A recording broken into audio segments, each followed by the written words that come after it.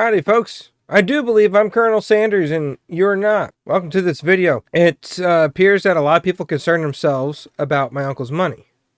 Now, over the years, I've gotten comments and questions asking what happened to his money. Am I rich?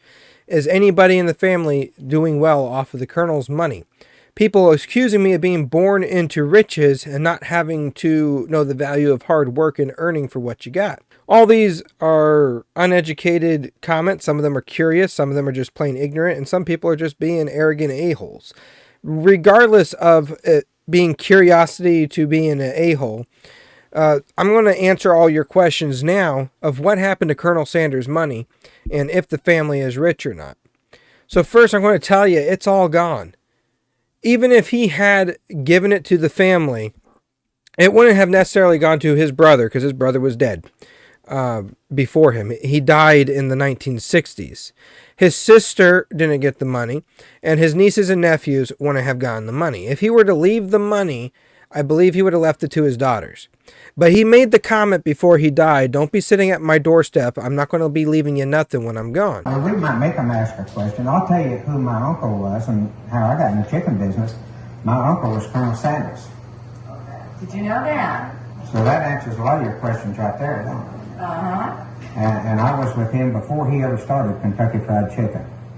And worked with him through the years. And when he sold Kentucky, why, I went to Lima, Ohio, and with my brother-in-law, we started Famous Recipe. What year was that? 66 is when we started Famous. Okay, the question was what year was it that you started that? You had a question. I saw you holding your hand up. I had a comment. Colonel Sanders, when he opened up the first time down in Kentucky, we were traveling through, and I had a 3-month-old baby. And he took care of that baby the whole time we ate and gave the baby the bottle and everything. Yeah, the Colonel really loved children. In fact, the Colonel was very careful how he gave his money away. And what he did, he gave money to Salvation Army. He gave an awful lot of money to the Shrine Burn Children's Hospital in Houston and the Crippled Children's Hospital in Lexington, Kentucky. And they still receive monies out of Canada for these operations down here in the United States. But he was real careful as to where he placed his money. He didn't want to place it anywhere where somebody was sitting back getting fat off of his contribution. And that's the way he did it. And he told his children before he died, he said, don't sit on my doorstep, I'm not going to leave you anything. He said, you can get out and earn it like I did. He always made the comment as well, there's no use in being the richest man in the cemetery. You can't do any business from there. So he wasn't really in it for the money. When he started Kentucky Fried Chicken, he invented the pressure cooker for cooking chicken. Not the pressure cooker invention, but the one he made for frying chicken in. He had the mindset of he needed to take care of his family. Every profession that he had leading up to that has failed in some way, shape, or form, whether he was fired or it had to close due to the Great Depression, World War II, gas rationing, whatever the reason was. Insubordination. Whatever the reason was for his businesses failing and his careers failing, it all failed up to Kentucky Fried Chicken. Now, he discovered a way to fry chicken faster by going to conventions and meeting with friends and inventors when he came up with the idea of using the pressure cooker, which was introduced to him by a friend, for using chicken to fry chicken with, which has never been done before. He drilled a few holes in the lids and created some more valve release vents on the lid. Now, I'm not that educated on how the pressure cooker works because I'm still studying my uncle's history, and what I study right now is his chicken, his seasoning, his life, the rumors, what he's done. I have not studied the specs of the pressure fryer, and I don't work for the brand right now, so I'm not obligated to really talk about the pressure fryer and advertise how they cook their chicken, but I will talk about it when I learn more myself. We do have a video on this page about the Clutch-O-Matic fryer that Winston helped invent with Uncle Harley's already established invention. But what I do know about the pressure cookers, and this is from his nephew Lee's side of the family, his daughter told me this, His pressure cookers, when he first started in 1952 selling his franchises to restaurants, he would lease the cookers. So he still retained ownership of every single pressure cooker that he would lease to a franchisee. And he would make money off of the rent of those cookers. So it wasn't just a nickel for every whole chicken sold in a meal. He got some money off of the cookers. How much? I can't tell you because I don't know. I'm not going to pretend to know. But we're going to estimate it to be roughly around what the chicken was. So we'll say 5 cents. But you can't hold me to that because that's not a fact. We don't know how much he got for the cookers. That's something that I'd have to dig deeper in to find.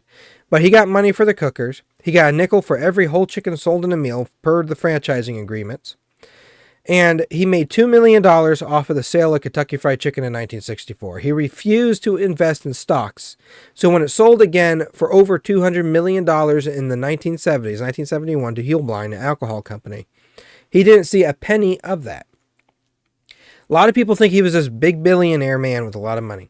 He got $2 million for the sale. He had whatever he made off of a nickel for every whole chicken sold up to 1964. And he made whatever he made off of the pressure cookers. We'll say he's pretty well set with a few $1 million. He said it took him years to go from rags to riches, and it only took him a couple of years to go back to rags. He donated almost all of his money to churches, hospitals, the Red Cross, children's homes, building hospitals, other donations to charitable organizations. He donated millions of dollars. Colleges. He paid off students' colleges, which is why the KFC Foundation exists today, off of inspiration of what he's done. So with that $2 million and the money he made, he donated all that money. He didn't reinvest it other than the Electromatic Fryer. He had enough money to help Winston fund that project because they believed it would do good in the restaurants. And at first, KFC didn't want to use the Electromatic Fryer because of Brown and Massey's previous agreements that they had with another producer for the pressure cooker after they stopped using Uncle Harley's exact design. But now they used a Electromatic Fryer. Other franchises were open to using it, and they did behind corporate's back. But it is the supplier. Winston is the supplier for Kentucky Fried Chicken's pressure cookers. They still pressure fry their chicken. And there's some information missing in and out of that. This is all off the top of my head that I'm sharing with you as the Colonel's nephew. His great-great-great-nephew, for those who want to get technical. And we want to fast forward to about 1973 when Hewlbline, the parent company of Kentucky Fried Chicken, sued Colonel Sanders for the Claudia Sanders Dinner House, which was known as the Colonel's Lady. They sued him for using his name on the restaurant, the Colonel, and he was also sued for being accused of using his original recipe for Kentucky Fried Chicken in that restaurant, competing with them, which was violation of contract. He countersued them for changing his recipe and misuse of his name and image and making products that he didn't approve of because he was on the board of directors. Now, when he sold out in 1964, he was given a $40,000 a year salary for being the spokesperson. He had no jurisdiction over the food and the quality. He did have that over the Canadian franchises because he bought a part-time home for 4 to 5 months out of the year in Mississauga, Canada, and he would remain owner of those franchises in Canada until 1972 when he created a charity and gave them the charity. Couldn't find anybody to sell it to. Nobody in the family wanted it at the time, so he created a charity and gave them the charity. I do not know if they're still charitable today. They may be, they may not be. I'm not in contact with the Canadian partners in Canada for Kentucky Fried Chicken, so I can't tell you that. We've had a falling out a couple of years ago because of their mockery of Uncle Harley's image, and I am not shy to say when I think they're mocking his image. So right now, we haven't had any contact to be able to justify or talk about any of that stuff of how they operate today. You have to do the research yourself and make the judgment yourself or whatever information is available. I haven't been able to find much on it. Their website said he lived there until 1980, which is inaccurate. He had a part-time home for 4 to 5 months out of the year. So he made the money off the Canadian franchises too. $40,000 a year salary, $2 million in the sale of Kentucky Fried Chicken, and whatever he made prior to that, and with his leasing of his pressure cookers before Brown and Massey signed a contract with another company to produce and supply the cookers. We'll say maybe $2,500,000 he was worth at that point. Then, after the lawsuit that Kentucky Fried Chicken's parent company, Hewlbline, put on him and the countersuit he put on them, He got a settlement out of that. He had to sell the Claudia Sanders Dinner House. He had to change the name of it. And he also was paid $1 million by Hewlbein for the settlement. So now he's worth roughly about $3,500,000 with his $40,000 a year salary. But if you want to rewind just a little bit, just before Brown and Massey sold out Kentucky Fried Chicken, we're going to say 1969, Uncle Harley noticed that Brown and Massey moved the Kentucky Fried Chicken headquarters to Tennessee. And he said, no slick-suited B-words. We're not going to cuss in this live. I'm not gaming right now. By the way, folks, if you're interested in Fortnite streams and whatnot, I do that stuff, but I do get heated in those games. You will hear me cuss a couple times. But we're not going to do it in this video. So he said no slick-suited B-words are going to tell him otherwise that it's not Kentucky Fried Chicken, because it's not Tennessee Fried Chicken, it's Kentucky Fried. He threatened to go on Johnny Carson and tell them how bad the food had become and the quality. And as a result of that, Brown upped his salary to $75,000 a year and put him on the board of directors of Food and Quality Control. So by the time Hewlbein sued him, and he countersued for misuse of his name and image on products he didn't approve of, people say, okay, well, he sold out. He doesn't have a right to say what his name and image is put on. He sold out. He did have a right. He was put on the board of quality control. Board of Directors of Food and Quality Control, up to $75,000 a year salary from his $40,000 a year salary. So now he's making $75,000 a year. He's maintaining the food and the quality to the best of his ability. He has $2 million from the sale of KFC, $1 million from the lawsuit settlement. That's $3 million. No shares in the company. We'll say roughly $500,000 from all the other work that he's done prior to that, with the leasing of his pressure cookers. We might be talking he's closer to $4 or $5 million, but just giving you a rough estimate. And he donated most of that. Millions of dollars to charity and churches, a lot of money to students' college, a lot of money to children's homes. Maddie Jones, civil rights activist in Louisville, Kentucky, she ran an orphanage, and he would make sure they had all the money and supplies that they needed, because she also worked for him. Again, he said there's no use in being the richest man in the cemetery. He gave his family no money. He said that if you do it yourself, you appreciate it more if you do it yourself. He did not want to spoil anybody in the family. But what he would do, because people get mad at this when I say this, they go, oh, he didn't care about his family. He's not a family man. Yes, he was. He'd give you the opportunity to work. He would cover the cost of opening a franchise. He would build it. You pick the location. He would build it. And he'd put you in charge of it, and it would be up to you to make it into something. And if you didn't, you didn't. If you did, you did. But he showed everybody in the family that wanted to work for Kentucky Fried Chicken how to make more money than they ever dreamed of. So he gave family members the opportunity to work, gave them an opportunity that we do not have today. I cannot walk into KFC corporate and say, hey, I'm a member of the Colonel's family. I'd like to operate a franchise. No. I have to have a lot of money in liquidations to put down in order for them to apply me to a franchise. Money that I won't see for a long time. Unless YouTube blows up. Let's say I become like Mr. Beast or PewDiePie and I make a lot of money off of YouTube, then I could open a franchise at Kentucky Fried Chicken. They're worth billions today. But Uncle Harley donated millions of his dollars, which wasn't much, to the point where he had just enough to supply him and his wife and where they lived and their homes that they operated. They had a home in Tampa. He had a home in Mississauga. He had a home in Kentucky. He had a home in California. Now, I'm not saying he wasn't rich. He had the money to be able to do all that stuff.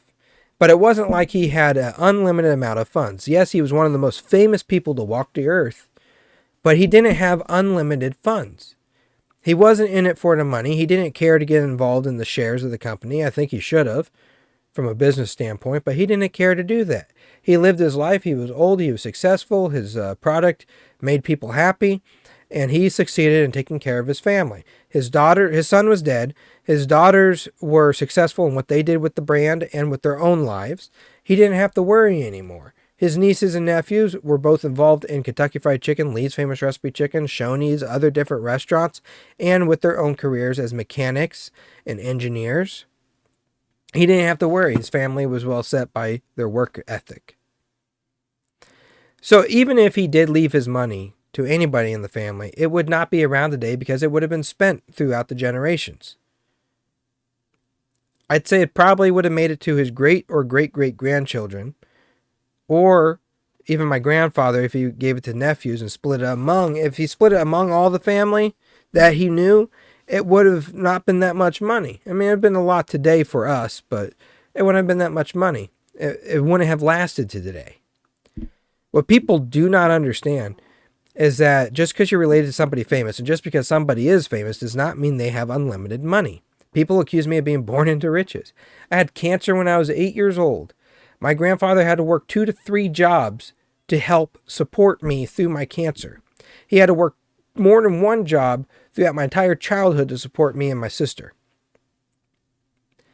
We lived paycheck to paycheck like almost every single American family in the country. Most of the family had to live paycheck to paycheck. Cousins I've never even met had to live paycheck to paycheck. The only people who didn't are the family members that had their own businesses that were successful. Either they stayed in Kentucky Fried Chicken or Lee's Famous Recipe Chicken as franchisees. They made a lot of money off of that. The average Kentucky Fried Chicken makes $1 to $2 million a year as a franchise before all fees and stuff have to come out of it. So they made their money through franchising. They made their money through, like, Homer Hot is a hot sauce company that Lee's brother-in-law's family started, and it's still in operation today. We had Ruggles Signage, which the Colonel's daughter Mildred got involved with because she married a Ruggles, and they had a signage company, and that's still around today. All these people, that some work for government, some work for agencies, some work for their own companies, for themselves. They're well set because of their work ethic of what they've done. Not because the Colonel gave them money. Uncle Harley's money was mainly donated. He had no will when he died. The daughters had to sue Claudia, the Colonel's second wife, for a child's portion of the estate. What Claudia did with it, I don't know. I trust Claudia. I don't trust her family from what they've said online and over the years. Everything I have found them to say has been a flat-out lie. A couple things true that were nice, but most of it flat-out lie, and some of them even hateful comments when they got caught on those lies that they just decided we're going to start slandering the Colonel. Because I got in comments on my page years ago, people say, I heard from Claudia's family that the Colonel wasn't a nice man. He was a hateful, nasty person. Such a disgrace to the human race. And I said, surely Claudia's family would not have said that about it. Well, Claudia's family was lying about having a recipe, being sued by KFC, yada yada. Gazy fugazi, it's a wazi, it's a woozy, it's a fairy dust. It doesn't exist. It's never landed. It is no matter. It's not on the elemental chart. It's not fucking real, right? Yada, and I joke like I do when I pretended to be sued for them or by them to leak another recipe from a historic recipe. So it would appear that I am being sued by KFC for releasing the original 11 herbs and spices. This is going to require a suit. We all knew this day was coming. Might as well go out with a bang.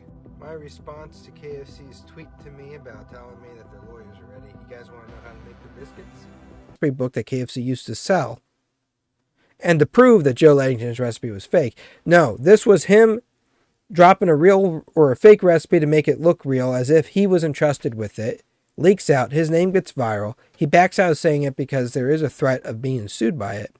But it also wasn't the recipe. And then his family is on my page telling me that it is the recipe. It is the Colonel's handwriting. I got proof that it's not. I proved them wrong publicly online. They start saying the rumors that I heard years ago that somebody came to my page saying they heard from Claudia's family. So yeah, apparently Claudia's family is not beyond making up disgusting rumors about the Colonel just for attention. While in person also bragging about knowing him and loving him. And getting the recipe, but behind the scenes they're also slandering him just for the sake of attention. I don't know what it is, but I trust Claudia. Claudia is not like her nephews that lie. Claudia was a very calm, a very respected woman, very patient woman. My family liked Josephine and Claudia the same, both of them. Josephine and Claudia were very respectable women. And Claudia was trusted a lot by Uncle Harley. I don't think she would have gone behind his back on anything. She knew that he would want his stuff donated. So most of his stuff, according to my grandfather, was auctioned off and the money went to charity. just as the Colonel would have wanted it. What Claudia had that she was willing to part with was auctioned off and given to charity. My side of the family and Lee's side of the family were not consulted on things we wanted after he died. The auction just took place. The daughters sued. They got what they could get. Claudia got what she had. And there was an auction. Everything was sold. Private investors, museums, whatever else. And that money went to charity, not to the family, which is fine. That's how Uncle Harley would have wanted it. No use to being the richest man in the cemetery. You can't do any business from there. And if you work hard and you make it yourself, you'll appreciate it more if you do it yourself. That's why I'm so proud of this YouTube channel. It's taken 11 years to get to this point. I'm making $100 every 2 months off of ad revenue and memberships, but I built that myself. Talking about my family history, doing my gaming stuff and whatnot, just setting the record straight, having fun, entertaining you guys, making you happy. And I built that.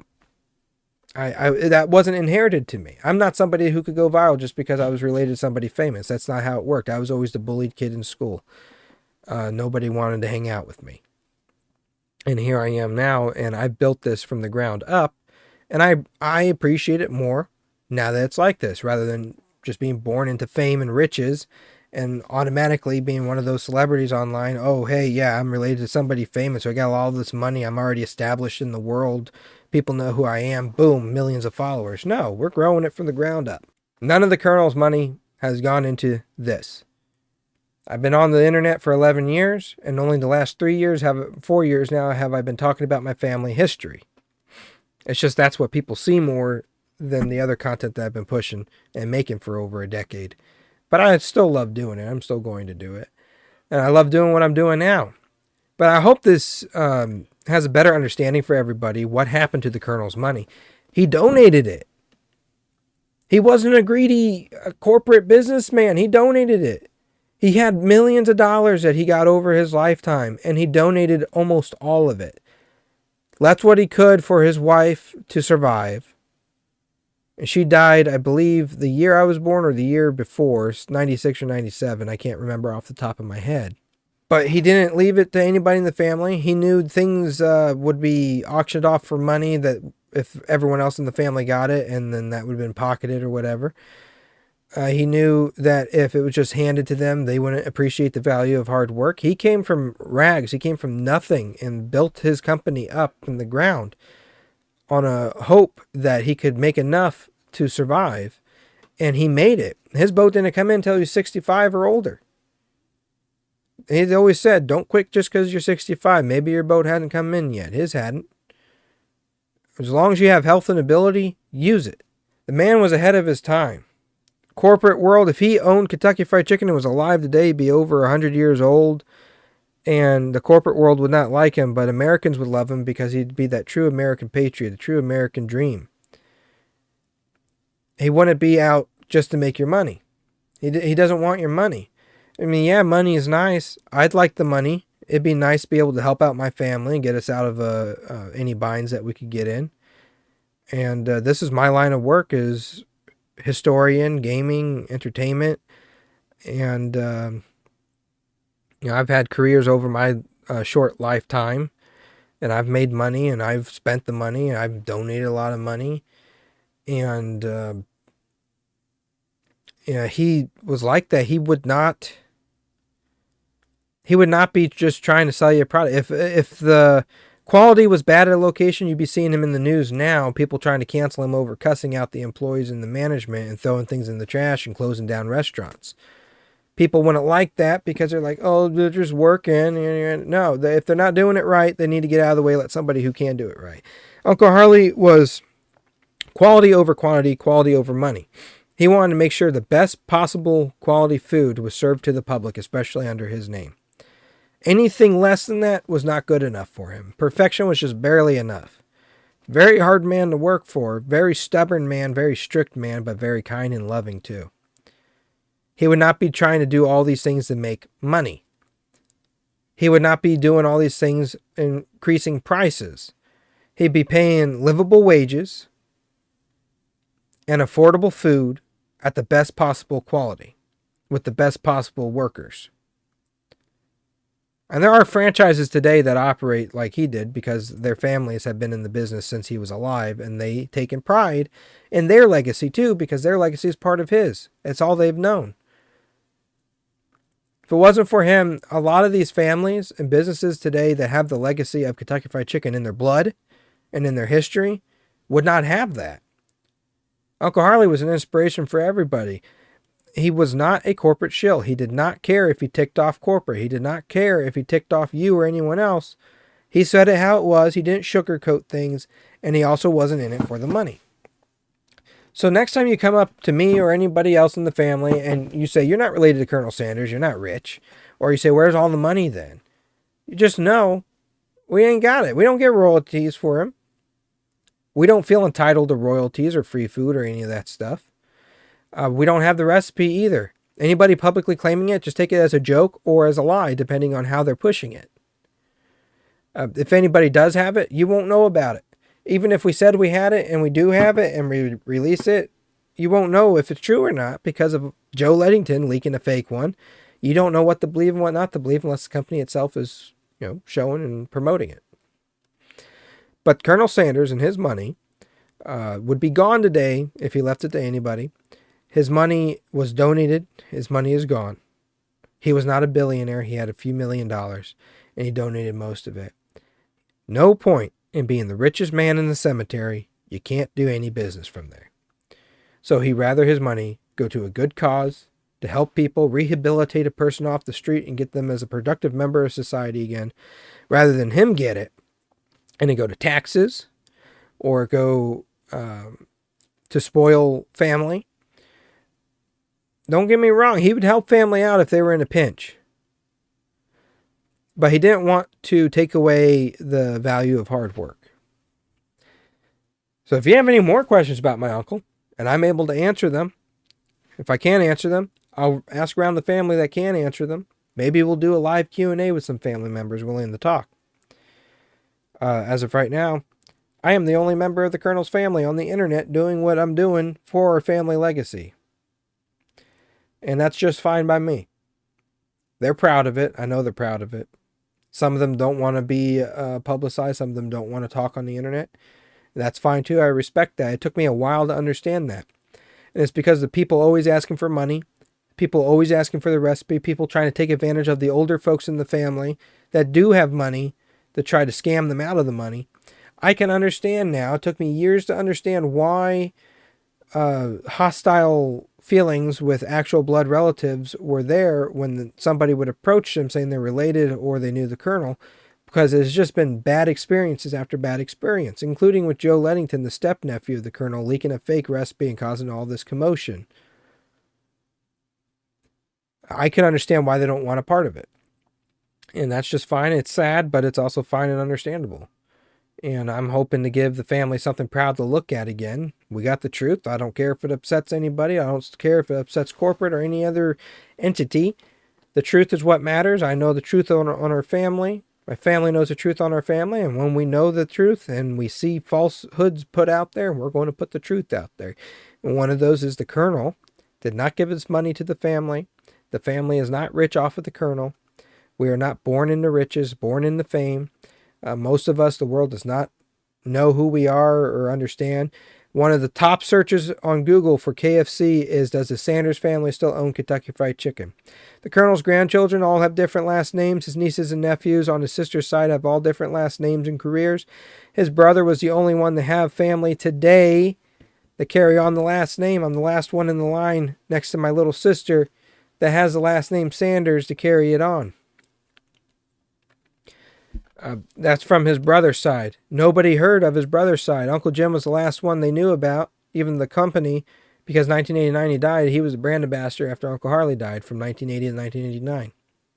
Well, he was actually fired shortly before that for getting into an argument, an altercation with his boss. But before that altercation, he was the brand ambassador. He still owned franchises until he died. And that was in Seymour, Indiana and Columbus, Indiana. And nobody else heard of them. So the search of, does the Sanders family still own KFC? They're wondering if the Colonel's kids still own it. No, they don't. My family, nobody ever heard of until I started talking about the family history on our end, and then other families started sharing their stories, and just created this hub of information.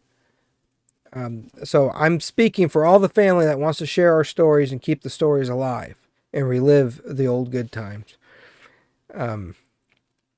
So I'll take the blow from everyone else that wants to hit all the can we have money, can we have the recipe, yada, yada, yada. I'll take that blow from them or for them so they don't have to deal with it. And they could be proud of their history, know that it's being publicized and people are remembering it for what it was. Their work that they've done too, not just Uncle Harley's. And even if it's unrelated to KFC, it ties into all the history and we talk about it on here within reason. And their stories get to live on too. Other franchisees and their families, their stories get to live on too. And that's just something proud to be able to look at, since the company is not doing that through their advertisements. The company is not doing that like they used to do back when Uncle Harley was alive. They have somebody from the family doing it for them. And it's just something to look back and be proud of instead of, that's the Colonel. We were related to him. They ruined his image. They ruined his food, yada, yada. Well, I'm noticing an increase in the quality. And they're less focused on changing the Colonel for attention and more focused on fixing the quality and adding better menu items that people want and that are good. And that's a good thing. I'll handle Uncle Harley's image and his stories on here. And if they want to hire me for that, I'd love to work for them. And then we'll talk about how much money I have made from Kentucky Fried Chicken for being related. But it wouldn't be from being related if I worked for them. It'd be from my hard work of preserving the history and defending Uncle Harley's legacy against slander, hate, and misinformation, whether family starts it or a stranger online starts it. Be from that hard work of what I'm doing, not because I was born into it. We're not rich. We don't got that kind of money. His money would have been gone if he did give it out, and he donated it all. It's gone. It's donated. Went to a good cause. And now we're in 2025, and it's time for us to focus on the issues we have now and fixing those. So I guarantee you, even with the increased inflation on the cost or the amount that he had, he would still be donating it to good causes. He didn't really give in to political. He was friends with political figures, but he didn't really donate his money to political campaigns or anything because those didn't go towards helping kids. That didn't go towards rehabilitating somebody. He'd rather give it to an organization that can help somebody or give it directly to somebody that it can help rather than it go into a political campaign because, you can't trust politicians. They lie. They say what you want to hear so that you vote for them. I think that's why Uncle Harley failed in his election for state senator in 1951. We almost didn't have Kentucky Fried Chicken. If he won that, we wouldn't have Kentucky Fried Chicken. We would have Senator Sanders of Kentucky, and that would have been the story, and that would have been it, and whatever he could do. He was an honest man. He would tell it like it is, and he didn't care if he upset anybody. He wasn't going to lie to get into office. So he lost. He lost the election, and we had Kentucky Fried Chicken thanks to that. Millions of jobs, millions of memories, and millions of connections. Not millions of dollars, but the memories is more valuable to me than anything monetary value. All right, check out my other content. Ciao.